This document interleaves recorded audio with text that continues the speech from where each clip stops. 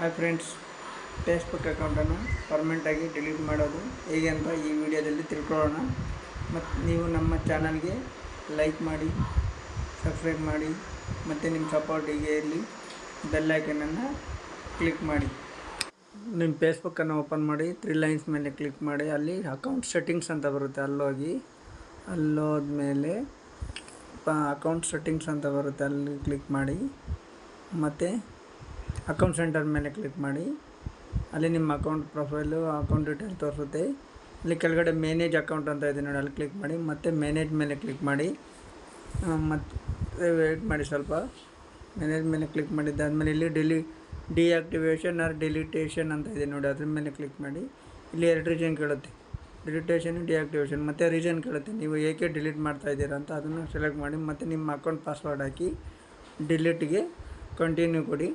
ನಿಮ್ಮ ಅಕೌಂಟು ಪರ್ಮನೆಂಟಾಗಿ ಡಿಲೀಟ್ ಆಗೋಗುತ್ತೆ. Thank you for watching.